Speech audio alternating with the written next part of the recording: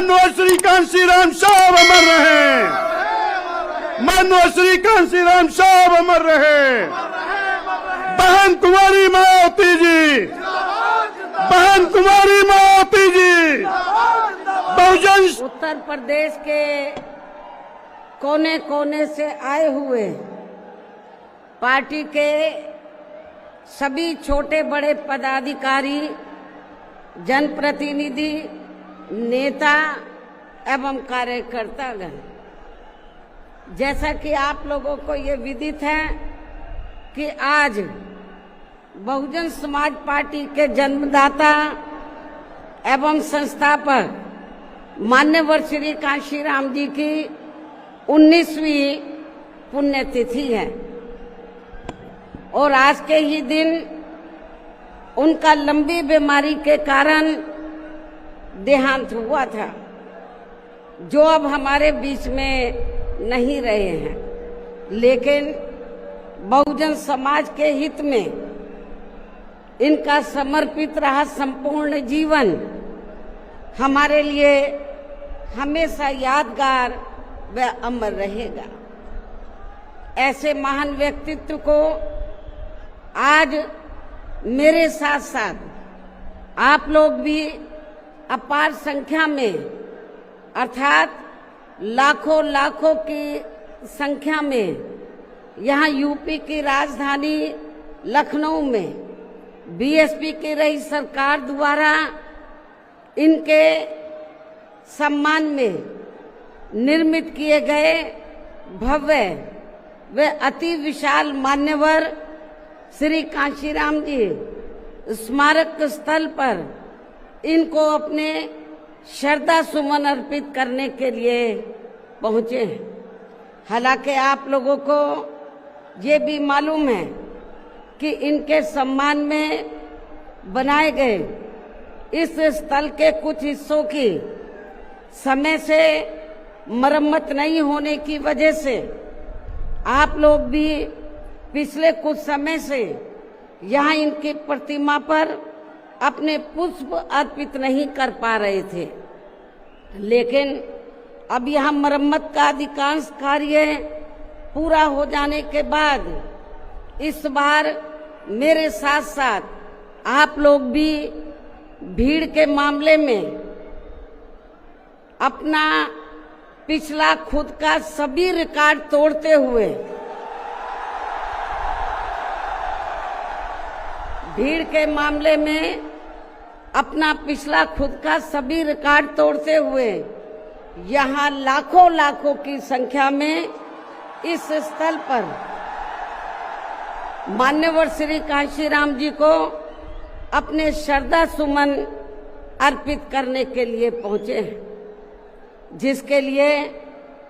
Party आपकी बहुत बहुत आभारी है। साथ ही वर्तमान राज्य सरकार की भी बहुत बहुत आभारी है और इसलिए आभारी है क्योंकि इस स्थल को देखने वाले लोगों के टिकटों का इकट्ठा हुआ पैसा पूर्व की रही सपा सरकार की तरह वर्तमान भाजपा की राज्य सरकार ने इसे दबाकर नहीं रखा है, बल्कि पार्टी के आग्रह करने पर इसकी मरम्मत करने पर पूरा खर्च किया है। इस संबंध में मैं आप लोगों को ये बताना चाहती हूँ, जब यूपी में हमारी सरकार थी और ये मान्यवर श्री कांशीराम जी के आदर सम्मान में ये जो विशाल स्मारक स्थल जब बनाया गया था, तो हमने उसी समय हमारी सरकार ने ये व्यवस्था की थी कि हम देखने वालों के लिए इस पर हम टिकट की व्यवस्था करेंगे और इसका जो पैसा आएगा टिकट का, तो वो किसी और मद पर खर्च नहीं किया जाएगा, बल्कि जितने भी उत्तर प्रदेश की राजधानी लखनऊ में जो स्मारक बने हैं, पार्क बने हैं, तो उनके रख रखाव पर खर्च किया जाएगा। तो ये हमने व्यवस्था की थी। लेकिन दुख की बात यह है कि जब वर्तमान भाजपा की सरकार से पहले यहां सपा की सरकार थी, तो सपा की सरकार ने उस टिकट के पैसे को दबा कर रखा, एक पैसा खर्च नहीं किया इनके रख रखाव पर, और हालत बड़ी जर्जर हो गई थी स्थलों की। यही नहीं, और भी स्थल थे, पार्क थे, उनकी हालत बड़ी खराब हो गई थी। तो तब मैंने उत्तर प्रदेश के मुख्यमंत्री जी को ये कहा, लिखित चिट्ठी के जरिए उनसे रिक्वेस्ट किया कि हम आपसे ये नहीं कहते कि दूसरे मत का पैसा आप इनके रख रखाव पर लगाओ। तो जो देखने वालों का टिकटों का पैसा काफी बड़ी तादाद में इकट्ठा हो गया है गवर्नमेंट के पास, उस पैसे को इनके रख रखाव पर लगाया जाए। तो उत्तर प्रदेश की वर्तमान भाजपा की सरकार ने इस मामले को दिखवाया पूरा, और उसके बाद उन्होंने हमें कमिट किया, प्रॉमिस किया कि हम जो भी पैसा टिकटों को आया है हम दूसरे मत पे नहीं लगाएंगे, बल्कि इन स्थलों के रख रखाव पर लगाएंगे। उन्होंने ये लगाया, इसलिए हमारी पार्टी उनकी आभारी है। लेकिन वही दूसरी तरफ समाजवादी पार्टी की जब यूपी में सरकार थी और ये स्थल बन चुके थे, तो उन्होंने इनके रख रखाव पर कोई पैसा खर्च नहीं किया, टिकटों का पैसा दबा कर रख लिया। लेकिन जब अब वो सत्ता से बाहर है समाजवादी पार्टी, तो अभी 2-3 दिन पहले वो मीडिया में खबर छपवा रहे थे कि हम मान्यवर श्री कांशीराम जी के सम्मान में संगोष्ठी करेंगे। लेकिन जब वो सरकार में रहते हैं तो ना उन्हें पीडीए याद आता है और ना मान्यवर श्री कांशीराम जी की जयंती और ना ही पुण्यतिथि उनको याद आती है सरकार में रहकर। लेकिन जब वो सत्ता से बाहर हो जाते हैं तो समाजवादी पार्टी को फिर याद आता है कि हमें संगोष्ठी करनी चाहिए। मैं सपा मुखिया अखिलेश यादव से मैं ये पूछना चाहती हूँ, यदि मान्यवर श्री कांशीराम जी के प्रति आपका इतना ही आदर सम्मान था, तो जब यूपी में मेरी सरकार थी तो मेरी सरकार ने अलीगढ़ मंडल में कासगंज के नाम से अलग से जिला बनाया, उस जिले का नाम मान्यवर श्री कांशीराम जी नगर के नाम से रखा था। लेकिन जैसे ही समाजवादी पार्टी पावर में आई, उन्होंने नाम बदल दिया। मान्यवर श्री कांशीराम जी के नाम पर हमने कॉलेज, यूनिवर्सिटी, अनेकों संस्थानों के नाम रखे, अनेकों संस्थानों के नाम रखे, जनहित की योजनाएं शुरू की। सारी की सारी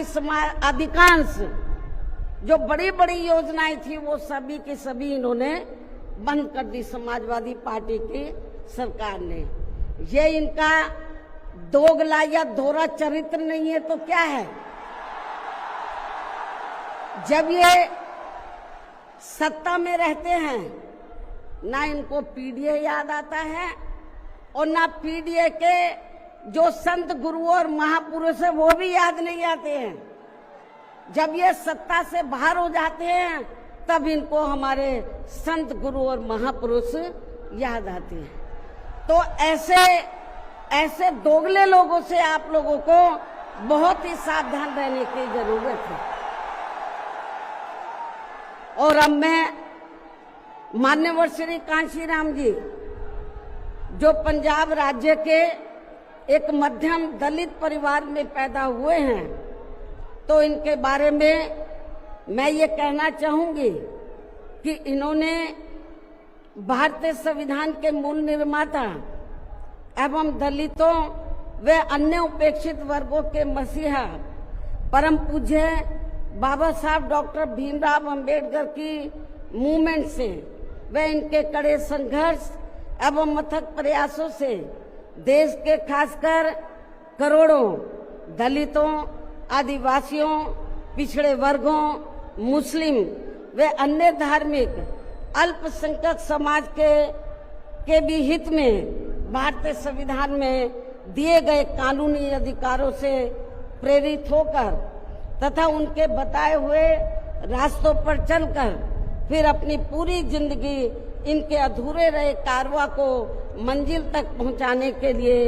समर्पित की है। और इसके लिए उन्होंने यानी कि मान्यवर श्री कांशीराम जी ने अपने माँ बाप, भाई बहन, रिश्ते नाते व सरकारी नौकरी आदि सभी त्याग कर बाबा साहब डॉक्टर भीमराव अंबेडकर जी के उस अधूरे रहे कारवां को पूरा करने के लिए लगा दी है, जो बाबा साहब ने यहाँ देश के करोड़ों दलितों एवं अन्य उपेक्षित वर्गों के लोगों को ये कही थी कि मैंने, बाबा साहब ने क्या कहा था कि मैंने अपने कड़े संघर्ष एवं अथक प्रयासों से इन वर्गों के लोगों को भारतीय संविधान में इन्हें स्वाभिमान के साथ जिंदगी व्यतीत करने व खुद अपने पैरों पर खड़े होने के लिए कानूनी अधिकार तो जरूर दिला दिए हैं, लेकिन उनका सही से पूरा लाभ लेने के लिए इन सभी वर्गों के लोगों को अर्थात बहुजन समाज के लोगों को आपस में एकजुट होकर व इन्हें अपने विशाल वोटों के जरिए यहाँ केंद्र एवं राज्यों की भी राजनीतिक सत्ता की मास्टर चाबी खुद अपने हाथों में लेनी होगी। ये परम पूज्य बाबा साहब डॉक्टर अंबेडकर ने कहा था। तभी फिर इनका वास्तव में सही से विकास व उत्थान आदि हो सकता है और तभी फिर ये लोग स्वाभिमान के साथ अपनी पूरी जिंदगी व्यतीत कर सकते हैं, क्योंकि इस मामले में बाबा साहब डॉक्टर भीमराव अंबेडकर जी का ये कहना था कि देश में राजनीतिक सत्ता वह एक ऐसी मास्टर चाबी है जिसके जरिए इन वर्गों के लोग अपनी सभी समस्याओं का समाधान खुद कर सकते हैं। साथ ही ये लोग भी यहाँ अन्य वर्गों की तरह पूरे आत्मसम्मान व स्वाभिमान के साथ अपनी खुशहाल जिंदगी व्यतीत कर सकते हैं। और इसके लिए बाबा साहब डॉक्टर भीमराव अंबेडकर जी ने इन वर्गों के लोगों को जो भी रास्ते दिखाए तो वे उनके जीते जी तो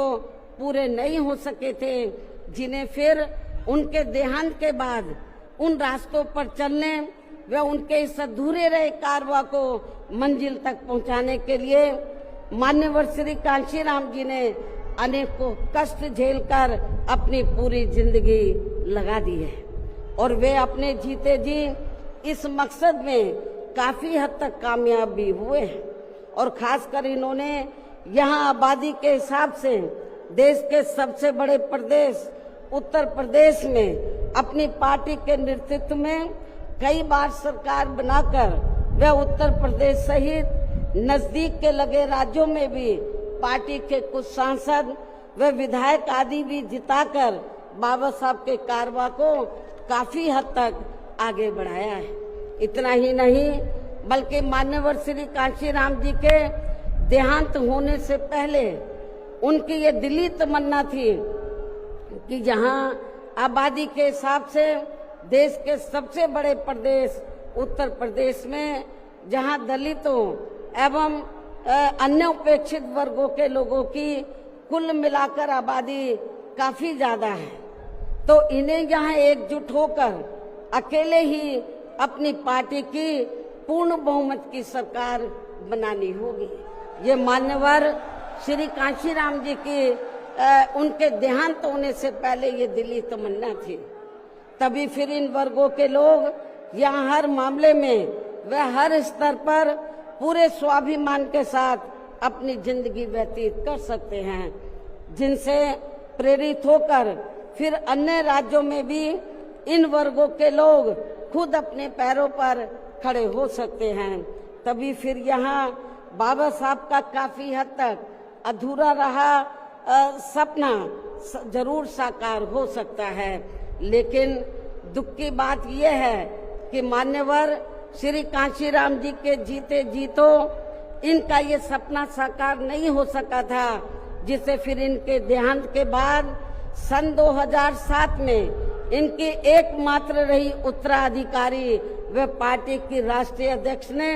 अर्थात हमने यहाँ उत्तर प्रदेश में बहुजन समाज के साथ साथ समतामूलक समाज व्यवस्था में विश्वास रखने वाले उच्च वर्गों के लोगों को भी साथ में लेकर इसे पूरा भी किया है। और सन 2007 में देश के विशाल आबादी वाले यूपी स्टेट में पहली बार हमने यहाँ अपनी पार्टी के अकेले ही पूर्ण बहुमत की सरकार बनाई है। हालांकि पहले 3 बार हमने बनाई, वो मिली जुली सरकार थी, लेकिन चौथी बार हमने अकेले अपने बलबूते पर यूपी में पूर्ण बहुमत की सरकार बनाई है। जो यहाँ खासकर कांग्रेस, बीजेपी, सपा व अन्य जातिवादी पार्टियों को कतई भी अच्छा नहीं लगा है, जबकि इससे पहले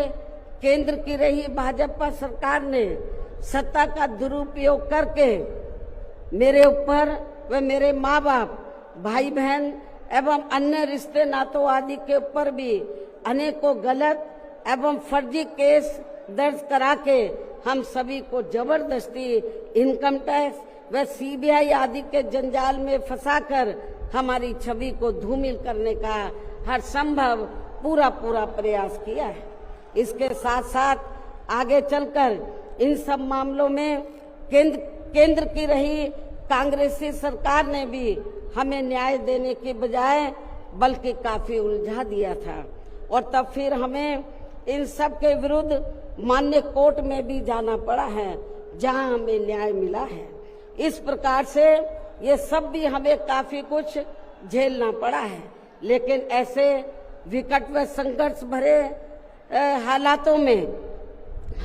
में भी हमने बाबा साहब डॉक्टर भीमराव अंबेडकर के बताए हुए रास्तों पर चलकर यहाँ उत्तर प्रदेश में सन 2007 में हुए विधानसभा चुनाव में अकेले ही ये चुनाव लड़कर फिर अपनी पार्टी की पूर्ण बहुमत की सरकार बनाई है। और हमने यहाँ बाबा साहब डॉक्टर भीमराव अंबेडकर एवं मान्यवर श्री कांशीराम जी आदि के सपनों को काफी हद तक साकार किया है। और इसके लिए हमने अपनी सरकार में यहाँ जातिवादी, संकीर्ण व पूंजीवादी व्यवस्था के शिकार रहे लोगों को, अर्थात सर्व समाज में से खासकर गरीबों, दलितों, आदिवासियों, पिछड़े वर्गों के साथ साथ मुस्लिम एवं अन्य धार्मिक अल्पसंख्यक समाज के लोगों के भी हित व कल्याण में अनेकों ऐतिहासिक कार्य किए हैं, जिनके नाम बदलकर उन्हें अब अन्य राज्यों में विभिन्न पार्टियों की सरकारें भुना रही है, जबकि इसका वास्तव में असली श्रेय बीएसपी को ही जाता है। साथ ही हमारी पार्टी की रही सरकार ने दलितों एवं अन्य उपेक्षित वर्गों के लोगों के हितों का सभी मामलों में पूरा ध्यान रखा है। खासकर आरक्षण का तो इन्हें पूरा लाभ दिया है। इतना ही नहीं बल्कि हमने यह अपनी सरकार में सर्व समाज में से गरीबों, मजदूरों, बेरोजगारों, किसानों, वकीलों, कर्मचारियों, व्यापारियों एवं अन्य मेहनतकश लोगों के साथ साथ यहाँ छात्रों, युवाओं, महिलाओं व बुजुर्गों आदि के भी हितों में काफी महत्वपूर्ण कार्य किए हैं, जिनसे इन्हें काफी ज्यादा लाभ पहुंचा है। इनके साथ साथ हमारी पार्टी की रही सरकार ने प्रदेश में अपराध नियंत्रण एवं कानून व्यवस्था को भी चुस्त व दुरुस्त करने के लिए यहाँ जाति, धर्म व दलगत राजनीति से ऊपर उठकर कार्य किए हैं, ताकि प्रदेश में अमन चैन वे शांति व्यवस्था आदि कायम रहे, जिसकी प्रदेश में उस समय काफी जरूरत भी थी। साथ ही कानून व्यवस्था के मामले में हमने यहाँ हर स्तर पर अन्याय, अपराध व भय मुक्त वातावरण भी पैदा किया है। इस प्रकार से हमारी पार्टी की पूर्ण बहुमत की रही सरकार ने यहाँ सर्व समाज के लोगों को हर मामले में व हर स्तर पर सर्वजन हिताय व सर्वजन सुखाय की नीतियों पर आधारित ही यहाँ काफी बेहतरीन सरकार दी है, जिसे प्रदेश की जनता अभी तक भी भुला नहीं पा रही है। और खासकर हमने रोटी रोजी देने के मामले में सर्व समाज में से यहाँ गरीबों, दलितों एवं अन्य उपेक्षित वर्गों के लोगों को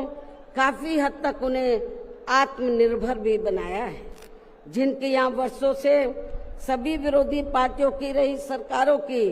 जातिवादी, संकीर्ण व पूंजीवादी सोच होने के कारण काफी ज्यादा उपेक्षा की गई है। इतना ही नहीं बल्कि हमने वर्तमान केंद्र की सरकार की तरह अपने राजनीतिक स्वार्थ में इनके टैक्स के पैसों से ही थोड़ा सा मुफ्त में राशन देकर इनको अपना गुलाम व लाचार नहीं बनाया है, अर्थात इनको दूसरों के ऊपर निर्भर नहीं रखा है। इसके साथ साथ हमारी पार्टी की रही सरकार ने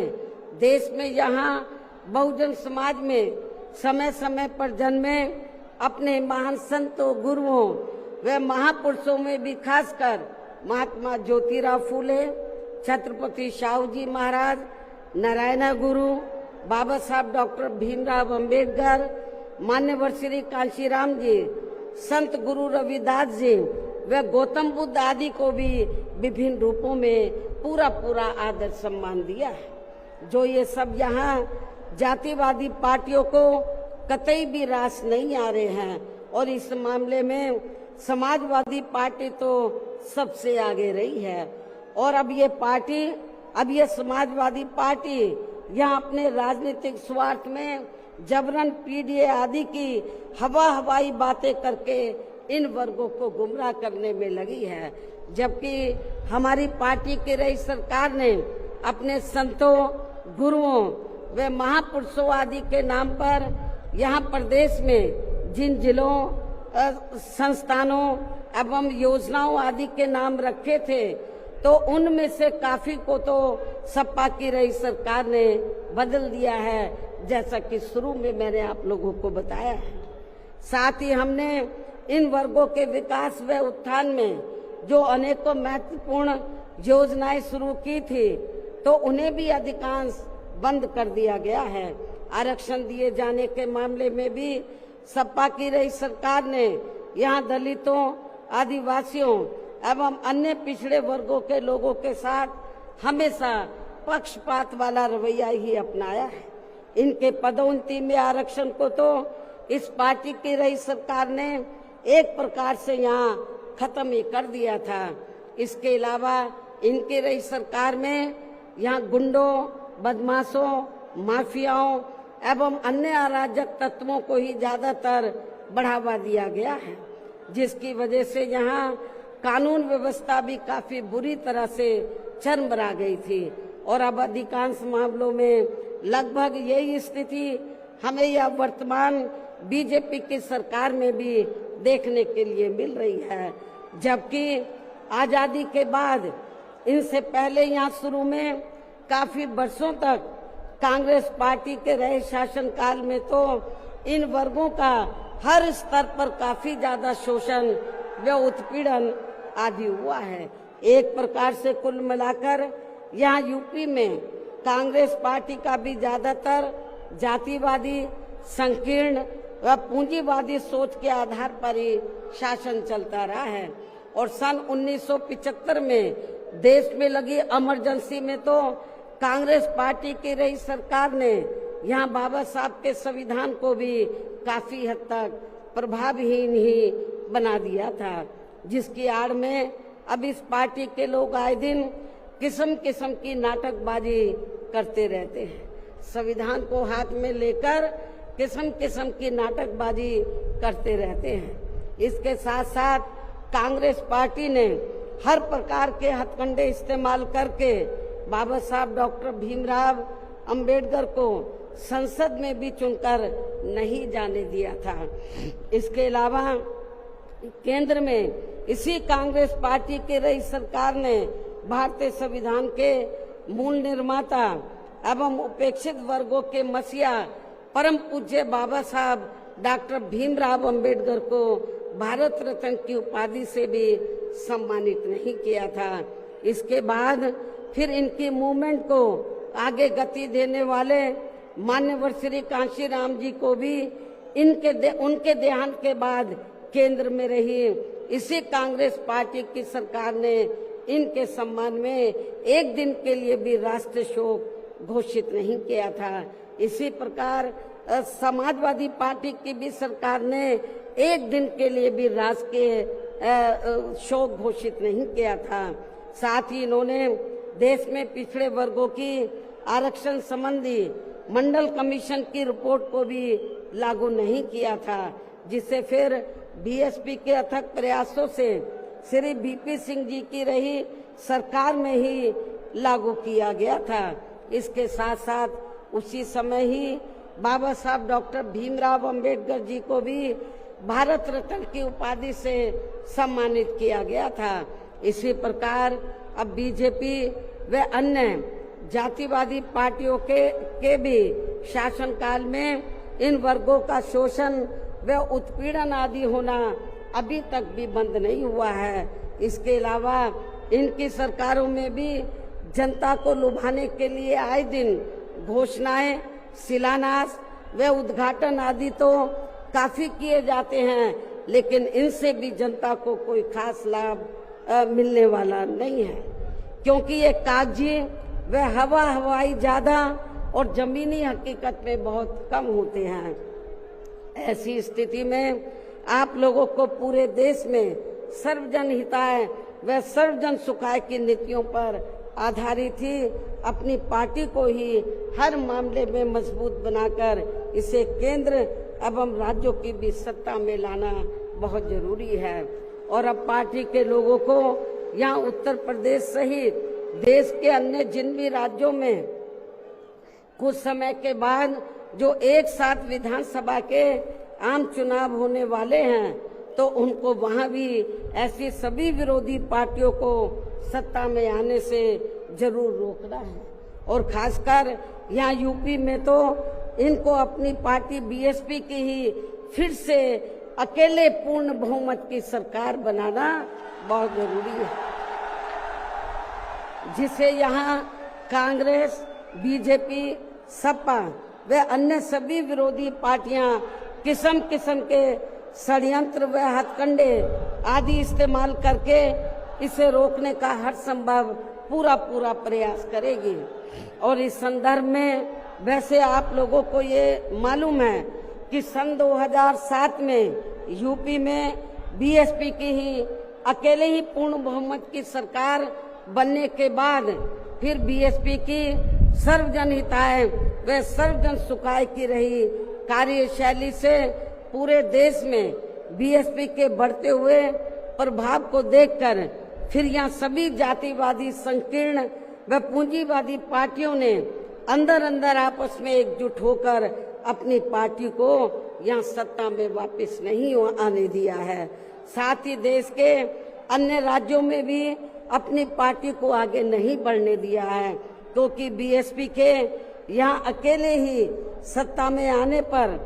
यहाँ यूपी में सन 2007 में बीएसपी के यहाँ अकेले ही सत्ता में आने पर इनको ये डर था, सभी जो जातिवादी पार्टियां हैं इनको ये डर था कि यदि बीएसपी को आगे बढ़ने से नहीं रोका गया तो फिर ये पार्टी केंद्र की सत्ता तक भी जरूर पहुंच सकती है, जिससे घबराकर फिर बीएसपी को पुनः या सत्ता में आने से व पूरे देश में भी आगे बढ़ने से रोकने के लिए फिर हुआ ये कि इसके बाद फिर खासकर यूपी में जो भी विधानसभा व अन्य राज्यों में भी विधानसभा व देश में लोकसभा के आम चुनाव हुए हैं तो उन सभी चुनावों में यहाँ कांग्रेस, बीजेपी, सपा व अन्य सभी विरोधी पार्टियों ने अपनी खासकर जातिवादी मानसिकता के तहत चलकर वे अंदर अंदर आपस में एकजुट होकर तथा किस्म किस्म के हथकंडे इस्तेमाल करके फिर बीएसपी को इन्होंने कामयाब नहीं होने दिया। सारी जातिवादी पार्टियां अंदर अंदर एक हो गई थी। एक होकर इन्होंने जहां जहां बीएसपी जीत रही थी तो वहां इनको हराया। जो विरोधियों के कैंडिडेट जीत रहे थे उनको इन्होंने अपना वोट ट्रांसफर कराया। इसके साथ ही फिर बाकी रही सही कमी ईवीएम में की गई धांधली के जरिए पूरी कर दी गई, जबकि वर्तमान हालातों में ईवीएम के काफी विरोध के चलते ये ईवीएम वाला सिस्टम कभी भी खत्म किया जा सकता है। अब ईवीएम का विरोध बहुत हो रहा है और फिर पुनः यहाँ बैलेट पेपर वाला सिस्टम लागू हो सकता है। इसकी भी काफी संभावना है। ऐसे में अब हर स्तर पर हमें हर स्तर पर हमेशा अपनी पार्टी को मजबूत बनाते रहना बहुत जरूरी है। इसके साथ ही सावधानी के तौर पर यहाँ मैं ये भी कहना चाहूंगी कि अब तो पूरे देश में विरोधी पार्टियों ने बीएसपी को कमजोर करने के लिए एक और षड्यंत्र ये रचा है कि अब विरोधी पार्टियों ने बीएसपी के विशेषकर दलित बेस वोट को बांटने के लिए इसी समाज में से स्वार्थी एवं बिकाऊ किस्म के लोगों को इस्तेमाल करके वे उनके जरिए अनेकों पार्टियां व संगठन आदि भी काफी बनवा दिए हैं, जिनसे ये जातिवादी पार्टियां चुनाव में अपने अपने फायदे के हिसाब से उम्मीदवार खड़े करवा के बीएसपी को कमजोर करने में लगी है। और अब तो ये पार्टियां अंदर अंदर खुद अपने वोट ट्रांसफर करा के इनके एक आदि उम्मीदवार भी जिताकर भेज रही है, ताकि इससे दलितों का वोट बांटने में इनको कुछ मदद मिलती रहे। ऐसी स्थिति में अब आप लोगों को पुणे या यूपी में अपनी पार्टी को सत्ता में लाने वे अभी हाल ही में बिहार प्रदेश में होने वाले विधानसभा आम चुनाव में तथा आगे चलकर अन्य और राज्यों में भी विधानसभा व देश में लोकसभा के होने वाले आम चुनाव में भी अपनी पार्टी का बेहतर रिजल्ट लाने के लिए ऐसे सभी स्वार्थी एवं बिकाऊ दलित संगठनों व पार्टियों को अपने यार दोस्त, जात बिरादरी व रिश्ते नाते आदि के चक्कर में भी पड़कर अब इनको अपना एक भी वोट देकर खराब नहीं करना है, वरना फिर इसका पूरा लाभ यहाँ विरोधी पार्टियों को ही मिलता रहेगा। जिसे भी खास ध्यान में रखकर अब हर छोटे बड़े चुनाव में आप लोगों को अपना एक भी वोट ऐसे सभी स्वार्थी एवं बिकाऊ पार्टियों एवं संगठनों आदि को नहीं देना है, बल्कि अपनी एकमात्र हितैषी पार्टी बीएसपी को ही देना है, ताकि बीएसपी फिर से अपना बेहतर रिजल्ट लाकर पुणे या यूपी की सत्ता में वापस हो सके तथा देश के अन्य सभी राज्यों में भी पार्टी पुणे आगे बढ़ सके। और इसके लिए विरोधी पार्टियों के ऐसे अनेकों और भी सभी हथकंडों से अपनी पार्टी के लोगों को जरूर सावधान रहना है। इसके अलावा पार्टी के लोगों को सचेत करने के उद्देश्य से यहाँ मैं ये भी कहना चाहूंगी कि पिछले कुछ समय से दुनिया के अनेकों देश किसी न किसी मुद्दे को लेकर हुए बवाल व हिंसा आदि से काफी ग्रसित रहे हैं और ये सिलसिला अभी भी जारी है। लेकिन अपने भारत देश को भी जैसे इसका कुछ नजला लगना शुरू ही हुआ था तो उसे फिर तुरंत में ही केंद्र व संबंधित राज्य सरकारों ने सख्ती से निपटा है, जिससे केंद्र व सभी राज्य सरकारों को आगे भी काफी सतर्क रहना होगा। इतना ही नहीं बल्कि देश में आम जनहित के मुद्दों पर आवाज उठाने की बजाय जो पिछले कुछ समय से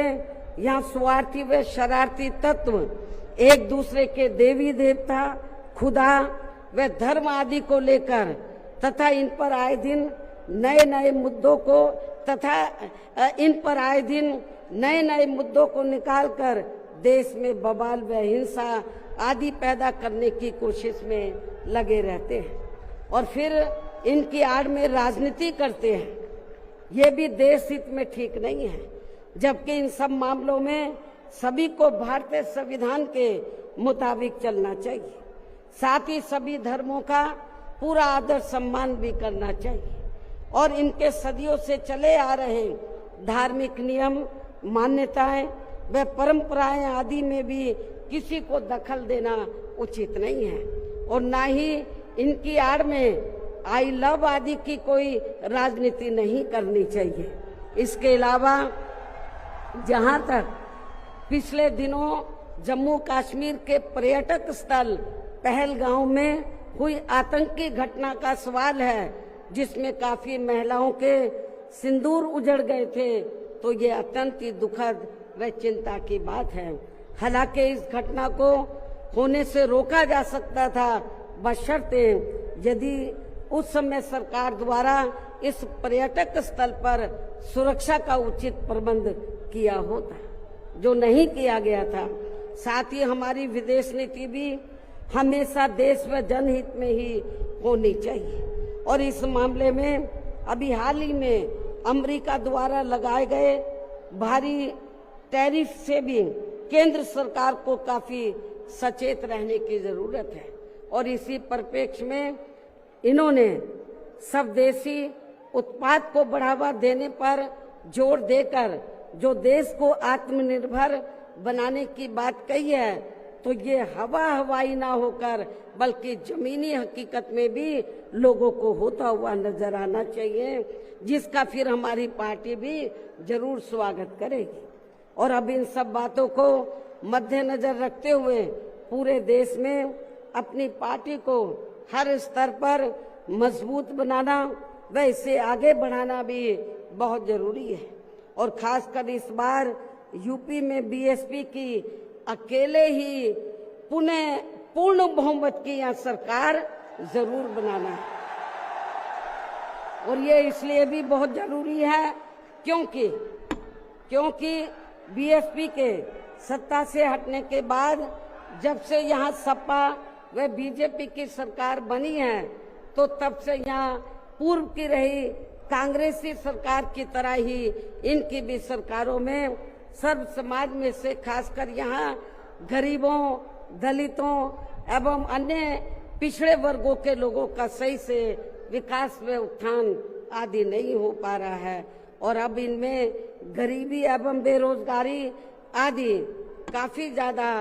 बढ़ गई है। साथ ही इनके ऊपर हो रही जुल्म जाति आदि भी काफी चरम सीमा पर पहुंच चुकी है। इनकी बहन बेटियां भी अधिकांश सुरक्षित नहीं रही है। इसके साथ ही इन वर्गों के लोगों को यहाँ आरक्षण का भी सही से पूरा लाभ नहीं मिल पा रहा है। हालांकि इस संबंध में आप लोगों को ये मालूम है कि इनके आरक्षण को लेकर अभी तक जितने भी मान्य कोर्ट के फैसले आए हैं, तो उनकी सभी जातिवादी पार्टियों की रही सरकारों ने सही से पैरवी नहीं की है, जिससे अब इनको आरक्षण का बहुत कम ही लाभ मिल पा रहा है। और इस मामले में यहाँ मैं ये भी कहना चाहूंगी कि बीएसपी के अथक प्रयासों से देश में एससी व एसटी वर्गों के सरकारी नौकरियों में पदोन्नति में आरक्षण को प्रभावी बनाने के लिए जब केंद्र की रही कांग्रेसी सरकार में संविधानिक संशोधन विधेयक संसद में लाया गया था, तो तब उसे कांग्रेस पार्टी ने बीजेपी व अन्य आरक्षण विरोधी पार्टियों की अंदरूनी मिली भगत से पास तक भी नहीं होने दिया था, जो अभी तक भी संसद में लटका पड़ा है। जबकि समाजवादी पार्टी के सांसदों ने तो इस बिल को ही संसद में फाड़ दिया था। इतनी ज्यादा इस पार्टी को इनके पदोन्नति में आरक्षण दिए जाने को लेकर इस बिल से इनको जबरदस्त एलर्जी थी, नफरत थी। ऐसे में अब आप ही ये बताएं, क्या ऐसी स्थिति में कांग्रेस, बीजेपी व सपा आदि जैसी इन जातिवादी पार्टियों में या खासकर अपने दलितों एवं अन्य उपेक्षित वर्गों के लोगों का सही से विकास व उत्थान आदि हो सकता है? मैं समझती हूँ कतई भी संभव नहीं है। इसके अलावा इन्हीं की तरह यहाँ उत्तर प्रदेश सहित पूरे देश में मुस्लिम एवं अन्य धार्मिक अल्पसंख्यक समाज के लोगों का भी सही से विकास व उत्थान आदि होना तो बहुत दूर की बात रही, बल्कि अब तो इनका जान माल व मजहब आदि भी पूरे तौर से सुरक्षित नहीं रहा है। इनकी सच्चर कमेटी की रिपोर्ट भी दरकिनारी कर दी गई है। अपर कास्ट समाज में से गरीब लोगों की तथा विभिन्न क्षेत्रों में लगे लोगों की भी स्थिति हमें कोई खास अच्छी नजर नहीं आ रही है। वैसे भी इन सब मामलों में केंद्र व राज्य सरकारों के भी अधिकांश कार्य सरकारी फाइलों में ही सिमट कर रह जाते हैं। ये भी छिपा नहीं है। कानून व्यवस्था भी यूपी सहित पूरे देश में कोई खास अच्छी नहीं है। हर प्रकार के अपराध भी काफी बढ़ रहे हैं। ऐसे में ये विरोधी पार्टियां सत्ता में आने के लिए खासकर चुनाव के समय में अपने अपने चुनावी घोषणा पत्रों में जो किस्म किस्म के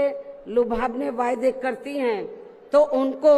फिर ये पार्टियां सत्ता में आने के बाद 50% भी लागू नहीं करती हैं। साथ ही इनके गलत आर्थिक नीतियों की वजह से पूरे देश में गरीबी, बेरोजगारी व महंगाई आदि भी लगातार बढ़ती जा रही है, जिन पर पर्दा डालने के लिए अब ये पार्टियां आए दिन किस्म किस्म के हथकंडे इस्तेमाल करती रहती हैं। इतना ही नहीं, बल्कि अब तो सत्ता एवं विपक्ष अंदर अंदर मिलकर वे अपनी जातिवादी मानसिकता के तहत चलकर यहाँ बाबा साहब डॉक्टर भीमराव अंबेडकर द्वारा निर्मित किए गए इनके मानवतावादी व समता मूलक भारतीय संविधान को भी बदलकर इसे ये पुराने वाले जातिवादी ढांचे में ही परिवर्तित करना चाहते हैं, जिसके लिए इनके साधु संत भी आए दिन पैरवी करते रहते हैं, जिसे हमारी पार्टी बीएसपी कतई भी बदलने नहीं देगी, चाहे इसके लिए हमें कितना भी संघर्ष क्यों ना करना पड़े। तभी फिर यहाँ दलितों, आदिवासियों, पिछड़े वर्गों एवं अन्य उपेक्षित वर्गों के लोगों के कानूनी अधिकार सुरक्षित व बचे रह सकते हैं। वरना इन वर्गों के लोगों को अभी तक थोड़ा बहुत जो भी लाभ मिल रहा है, तो फिर यहाँ संविधान बदलने पर ये काफी कुछ खत्म ही हो जाएगा, जिन्हें बचाने व बरकरार रखने के लिए इन सभी वर्गों के लोगों को बीएसपी के झंडे तले आपस में एकजुट होना बहुत जरूरी है। साथ ही अपनी बीएसपी पार्टी को हर स्तर पर मजबूत बनाकर इसे सत्ता में भी लाना बहुत जरूरी है, क्योंकि बीएसपी ही एक ऐसी पार्टी है जो यहाँ बाबा साहब के बनाए गए संविधान को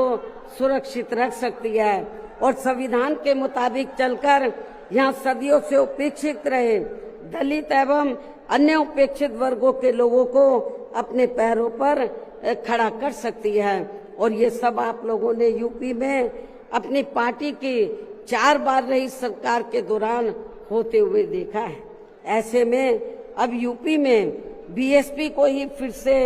सत्ता में लाकर यहाँ की जनता को हर मामले में खुशहाल बनाना होगा, जिसके लिए पार्टी के लोगों को सन 2007 में हुए विधानसभा चुनाव की तरह ही इस बार भी यहाँ पूरे प्रदेश में प्रत्येक पोलिंग बूथ स्तर पर। अब इसके लिए करना क्या आप लोगों को, जिसके लिए पार्टी के लोगों को सन 2007 में हुए विधानसभा चुनाव की तरह ही इस बार भी यहाँ पूरे प्रदेश में प्रत्येक पोलिंग बूथ स्तर पर सर्व समाज को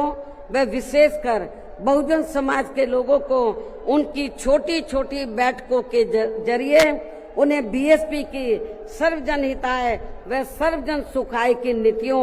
एवं सिद्धांतों आदि से जोड़ना है और इस दौरान इन्हें बीएसपी के बेहतरीन रहे शासनकाल की उपलब्धियों के बारे में बताना है। साथ ही उन्हें विरोधी पार्टियों के किस्म किस्म के हथकंडों से सावधान रहने के बारे में भी जरूर बताना है। और आज जो भी बातें मैं आप लोगों के सामने रख रही हूं तो उन्हें भी इन छोटी छोटी बैठकों में जरूर बताना है। और यदि पार्टी के लोग मेरी इन सब बातों पर सही से अमल कर लेते हैं तो फिर इस बार अपनी पार्टी के हाथों में यहाँ सत्ता जरूर आ जाएगी। इसके अलावा जहां तक अपनी पार्टी के लिए अकेले चुनाव लड़ने का सवाल है, आप लोग ध्यान से सुने मेरी बात। इसके अलावा जहां तक अपनी पार्टी के लिए अकेले चुनाव लड़ने का सवाल है तो इसके बारे में भी यहाँ मैं अपनी पार्टी के अब तक के रहे अनुभवों को ध्यान में रखकर ये बताना जरूरी समझती हूँ कि देश के अन्य प्रदेशों की तरह खासकर यहाँ यूपी में जब भी हमारी पार्टी ने विधानसभा का आम चुनाव गठबंधन करके लड़ा है तो तब फिर हमारी पार्टी को कोई विशेष लाभ नहीं हुआ है, क्योंकि हमारी पार्टी का जो वोट है, हमारी पार्टी का वोट तो गठबंधन वाली पार्टी को एक तरफा ट्रांसफर हो जाता है, लेकिन उनका जातिवादी मानसिकता की वजह से विशेषकर अपर कास्ट समाज का वोट बीएसपी के उम्मीदवारों को ट्रांसफर नहीं हो पाता है। और वास्तव में यही सही और हकीकत भी है, जिससे फिर हमारी पार्टी के उम्मीदवार भी बहुत कम जीत पाते हैं तथा पार्टी का वोट प्रतिशत भी काफी कम हो जाता है। इसके साथ ही गठबंधन की सरकार बनने पर अपनी पार्टी के नेतृत्व में बनी ये सरकार समय से पहले ही गिर जाती है। जब हम गठबंधन करके चाहे चुनाव लड़ें, वोट प्रतिशत भी कम होता है, सरकार बनाए तो समय से पहले ही गिर जाती है। जैसे सन 1993 में बीएसपी ने सपा से गठबंधन करके यहाँ यूपी में विधानसभा का आम चुनाव लड़ा था तो पार्टी केवल 67 सीटें ही जीत पाई थी। उसके बाद फिर 1996 में पार्टी ने कांग्रेस पार्टी से गठबंधन करके यहाँ विधानसभा का आम चुनाव लड़ा था तो तब फिर पार्टी केवल 67 सीटें ही जीत पाई थी। पहले भी 67, उसके बाद में भी 67। और जब सन 2002 में पार्टी ने यूपी विधानसभा का आम चुनाव अकेले लड़ा था तो तब पार्टी लगभग 100 सीटें जीत गई थी सन 2002 में, जिसमें पार्टी के 2 जीते हुए आजाद उम्मीदवार भी शामिल हैं, जिनको किन्हीं कारणवश सिंबल समय से नहीं मिल पाया था। और फिर इससे पार्टी के लोगों का काफी मनोबल भी बढ़ा था। लेकिन यहाँ खास ध्यान देने की बात यह है कि पार्टी इन तीनों बार गठबंधन की बनी सरकार में अपना कभी भी समय पूरा नहीं कर पाई। हमने तीनों बार जब गठबंधन करके सरकार बनाई तो कभी भी अपना समय पूरा नहीं कर पाई है, अर्थात समय से पहले ही गिर गई है। आप रिकॉर्ड उठाकर देख लो। इसके बाद सन 2007 में पार्टी ने फिर से अकेले यहाँ यूपी में विधानसभा का आम चुनाव लड़ा था तो तब फिर अपनी पार्टी 200 से ऊपर सीटें जीत गई थी। और फिर हमने यहाँ यूपी में पहली बार पूरे 5 साल के लिए अकेले ही अपनी पार्टी की पूर्ण बहुमत की सरकार बनाई थी। और इस दौरान हमने सर्व समाज के हित में काफी ऐतिहासिक कार्य किए थे। ऐसे में पार्टी द्वारा गठबंधन करके चुनाव लड़ने से या फिर गठबंधन की सरकार बनाने से भी यहाँ सर्व समाज में से खासकर गरीबों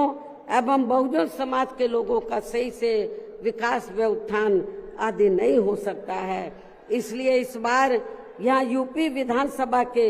होने वाले आम चुनाव में अब तक के रहे अनुभवों के मुताबिक हमारी पार्टी ने सन 2007 की तरह ही अकेले ये चुनाव लड़ने का फैसला लिया है। वैसे मुझे ये पूरा भरोसा है कि आज के कार्यक्रम में अपने खुद के पिछले सभी रिकॉर्ड तोड़ते हुए उम्मीद से कई गुना ज्यादा लाखों की संख्या में आई ये अपार भीड़ इस बार यहाँ यूपी में होने वाले विधानसभा आम चुनाव में अपनी पार्टी को सत्ता में जरूर लाएगी। और इसके लिए अभी से ही पार्टी के लोगों को यहाँ विरोधी पार्टियों के पुराने व नए सभी षड्यंत्रों व हथकंडों आदि से सावधानी बरतते हुए अपनी पार्टी के जनाधार को बड़े पैमाने पर बढ़ाना है। साथ ही हर स्तर पर पार्टी को मजबूत भी बनाना है। विरोधियों की अफवाहों से भी पार्टी के लोगों को जरूर सचेत रखना है। और इस संबंध में इसका ताजा हथकंडा ये है कि इन्होंने आज के 9 अक्टूबर के कार्यक्रम के घोषित होते ही पिछले महीने से ये अफवाह फैलाना शुरू कर दिया था। मैं क्यों बोल रही हूँ अफवाहों से सावधान रहना है, क्योंकि इस संबंध में ताजा उदाहरण ये है कि इन्होंने आज के 9 अक्टूबर के कार्यक्रम के घोषित होते ही पिछले महीने से ये अफवाह फैलाना शुरू कर दिया था कि दूसरी पार्टियों के फलाना वरिष्ठ नेता बीएसपी में आ रहे हैं और वे बीएसपी प्रमुख से दिल्ली व लखनऊ में भी मिले हैं, लेकिन मुझे तो इसके बारे में अभी तक भी कोई जानकारी नहीं है। मिलना तो बहुत दूर की बात है और मैं कभी छिप के नहीं मिलती हूँ, जब मिलती हूँ तो खुले में मिलती हूँ मन। इतना ही नहीं बल्कि अन्य और भी मामलों में किस्म किस्म की गलत, झूठी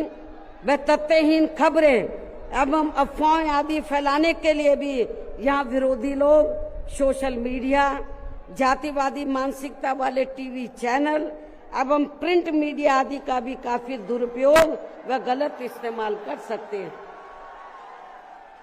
जबकि विरोधी लोग सन 2007 में भी ऐसी अफवाहें फैलाते रहे हैं, लेकिन उस समय हमारे लोगों के गुमराह ना होने की वजह से फिर अपनी पार्टी की यहाँ अकेले ही पूर्ण बहुमत की सरकार बन गई थी। और यदि पार्टी के लोग इस बार भी चुनाव में वोट पड़ने तक या किसी भी मामले में गुमराह नहीं होते हैं तो फिर इस बार हमारी पार्टी की पुनः या पूर्ण बहुमत की सरकार जरूर बन जाएगी। वैसे मुझे पूरी उम्मीद है कि पार्टी के लोग मेरी इन सब बातों पर सही से अमल करके इस बार अपनी पार्टी बीएसपी को ही अकेले यहाँ सत्ता में जरूर लाएंगे और अपनी बहन जी को 5वीं बार यूपी का मुख्यमंत्री भी जरूर बनाएंगे। और आज ये लाखों की तादाद में आई अपार भीड़ व उनका जोश व उत्साह भी इस बात के काफी कुछ संकेत दे रहा है। जिनको यहाँ दूसरी पार्टियों की तरह ये जो लाखों की संख्या में लोग आए हैं तो इनको यहाँ दूसरी पार्टियों की तरह मजदूरी देकर दिहाड़ी पर नहीं लाया गया है, बल्कि ये लोग अपने खून पसीने की कमाई के पैसों से ही खुद चलकर आज के अपने 9 अक्टूबर के प्रोग्राम में मुझे सुनने के लिए आए, जिन्होंने भीड़ के मामले में आज अपने खुद के भी अपने पिछले सभी रिकॉर्ड तोड़ दिए हैं। और अब मैं यहाँ आप लोगों को ये भी विश्वास दिलाना चाहती हूँ, जब इस बार बीएसपी की पुनः यहाँ पूर्ण बहुमत की सरकार बन जाएगी तो तब फिर हमारी पार्टी की बनी ये सरकार यहाँ पिछली रही सपा सरकार ने व वर्तमान में चल रही बीजेपी की भी सरकार ने जो इन्होंने अपनी जातिवादी संकीर्ण व पूंजीवादी मानसिकता के तहत चलकर काफी नए नए नियम व कानून आदि बना दिए हैं तो उनकी जरूर समीक्षा की जाएगी और इनमें से जो भी नियम व कानून आदि सर्वजन हिताय व सर्वजन सुखाय की नीतियों एवं सिद्धांतों आदि से जुड़े नहीं होंगे तो उन्हें फिर सर समाज के हित में जरूर बदल दिया जाएगा। इसके साथ साथ बीएसपी की पूर्व की रही सरकार में खासकर दलित एवं अन्य उपेक्षित वर्गों के हितों के लिए लिए गए फैसलों को जो इनकी सरकारों ने काफी बदल दिए हैं तो उन्हें भी यहाँ फिर से पुरानी वाली स्थिति में ही लाया जाएगा अर्थात उन्हें बहाल कर दिया जाएगा। इसके अलावा सपा व बीजेपी की सरकार ने भी प्रदेश व जनहित के विरुद्ध जाकर जो कुछ भी गलत फैसले ले लिए हैं तो उनकी भी समीक्षा करके उन्हें सही स्थिति में लाया जाएगा। साथ ही मेरी पूर्व की रही सरकारों की तरह ही हर मामले में व हर स्तर पर यहाँ सर्व समाज के व विभिन्न क्षेत्रों में लगे लोगों के हितों का तथा बेहतर कानून व्यवस्था बनाने पर भी विशेष ध्यान रखा जाएगा। साथ ही सर्व समाज में से गरीब एवं बेरोजगार लोगों को जिसमें पुरुष व महिलाएं आदि दोनों शामिल हैं इनको रोटी रोजी के साधन देने के लिए विशेष बल दिया जाएगा, जोर दिया जाएगा। यहाँ यूपी के लोगों को रोटी रोजी के मामले में पलायन नहीं करना पड़ेगा, आपको अपने प्रदेश में ही रोटी रोजी के साधन दिए जाएंगे और इन सब मामलों में सर्व समाज में से खासकर गरीबों, दलितों, आदिवासियों, पिछड़े वर्गों, मुस्लिम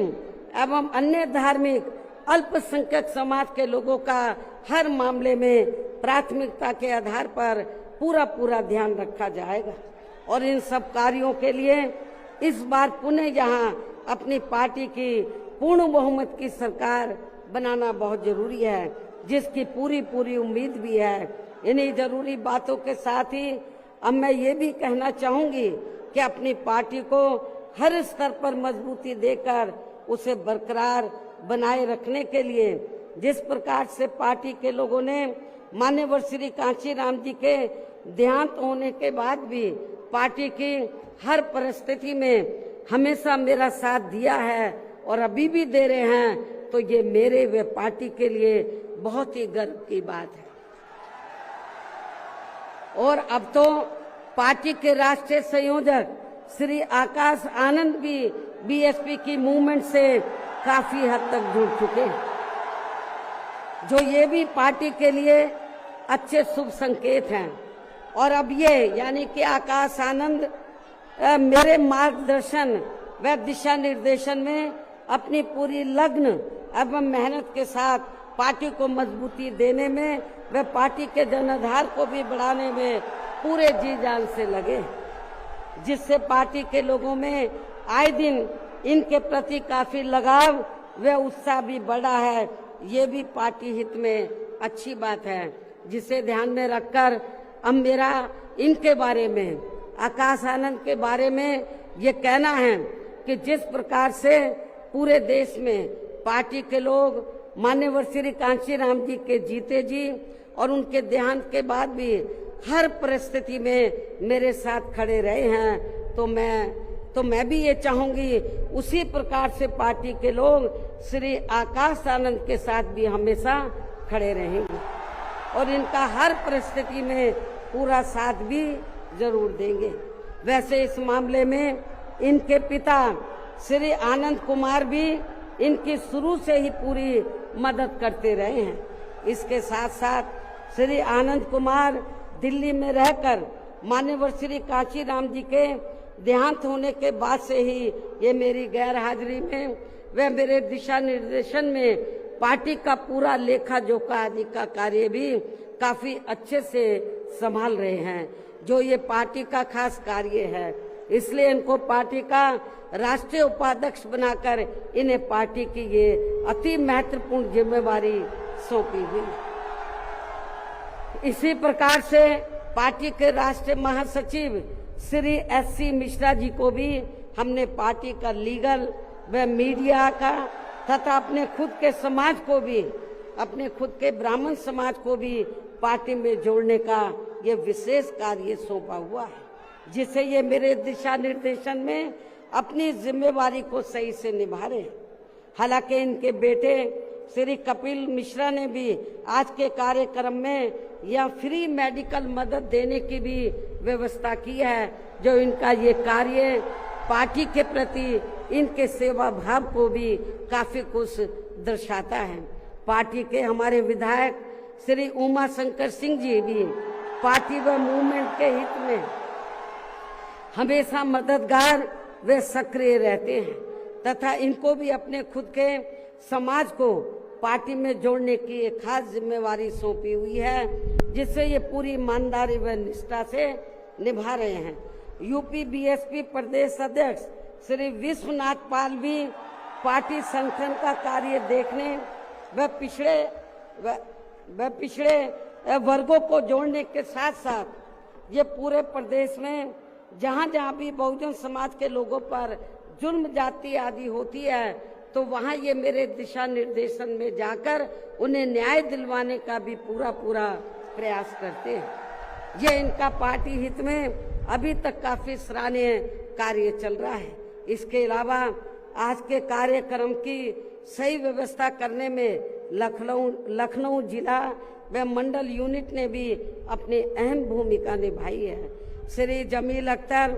प्रदेश कार्यालय से जुड़े लोगों ने भी आज के इस कार्यक्रम को सफल बनवाने में कोई कमी नहीं छोड़ी है और ये सभी लोग भी बधाई के पात्र हैं। साथ ही प्रदेश के सभी छोटे बड़े पदाधिकारियों एवं कार्यकर्ताओं आदि की भी कड़ी मेहनत, मेन कमाल आप लोगों का है, जिनको मेन कमाल आप लोगों का है। साथ ही प्रदेश के सभी छोटे बड़े पदाधिकारियों एवं कार्यकर्ताओं आदि की भी कड़ी मेहनत व उनके अथक प्रयासों से आज मान्यवर श्री कांशीराम जी की पुण्यतिथि के कार्यक्रम में पूरे उत्तर प्रदेश के कोने कोने से लाखों की संख्या में पार्टी के जो लोग इनको अपने श्रद्धा सुमन अर्पित करने तथा मुझे भी सुनने के लिए यहाँ आए हैं। साथ ही आपके पड़ोसी राज्य उत्तराखंड स्टेट से भी पार्टी के कुछ लोग आपके यहाँ इस कार्यक्रम से काफी कुछ सीखने के लिए आए हुए हैं, तो उन सभी का भी मैं दिल से धन्यवाद अदा करती हूँ। हालांकि हमने कोई बाहर के लोगों को इधर नहीं बुलाया है, वो चोरी से अपने आप ही आ गए पूरे देश से और छिपकर कहीं बैठे हुए हैं कि बहन जी कहीं नाराज ना हो जाए। लेकिन मैं नाराज नहीं हो रही, आप लोगों ने आप आ भी गए हैं, आपका भी मैं थैंक्स अदा करती हूँ। लेकिन अब आप लोगों को अपने राज्यों में जाकर यहाँ जो कुछ मैंने बोला है उन सब बातों पर अमल करते हुए तो आप लोगों को पार्टी के जनाधार को आगे बढ़ाना है। तो जिन्होंने क्योंकि जो भी लोग हैं तो बहुत कुछ यहाँ सीखने के लिए आए हैं। वो किस लिए आए हैं? वर्कर है थोड़े से बेचारे थोड़े कि जब बहन जी हमारे स्टेट में आएगी तो हम लोग भी यूपी से पीछे नहीं रहेंगे, हम लोग भी बड़ा प्रोग्राम करके दिखाएंगे। तो जिन्होंने पूर्व की तरह ही यानी कि पूरे यूपी से जो बड़ी तादाद में लोग आए हैं, तो इनको मैंने जैसे आपको बताया दूसरी पार्टियों की तरह हम लोग दिहाड़ी पे नहीं लाए हैं, मजदूरी पे। ये लोग अपने खुद के पैसों से चलकर यहाँ लाखों की संख्या में पहुंचकर वे भीड़ लाने के मामले में भी अपने खुद के ही पिछले सभी रिकॉर्ड तोड़ते हुए इस बार मान्यवर श्री कांशीराम जी के पुण्यतिथि के कार्यक्रम को ऐतिहासिक व जबरदस्त कामयाब बनाया है। साथ ही देश के अन्य सभी राज्यों में भी आज मान्यवर श्री कांशीराम जी की पुण्यतिथि के विभिन्न स्तर पर किए गए कार्यक्रम भी काफी कामयाब रहे हैं। उनकी भी पार्टी बहुत बहुत आभारी है। अंत में अब मैं पार्टी के लोगों को ये भी भरोसा दिलाना चाहती हूँ, इस बार यूपी में बीएसपी की 5वीं बार सरकार बनाने के लिए आप सभी लोगों के साथ साथ मैं भी हर स्तर पर अपनी पूरी ताकत लगा दूंगी, कोई कभी छोड़ूंगी नहीं। और इसके लिए इस बार मैं कोई कमी छोड़ूंगी नहीं, ये मेरा आज पार्टी के लोगों को वायदा भी है। और अब मैं पुनः अपनी तरफ से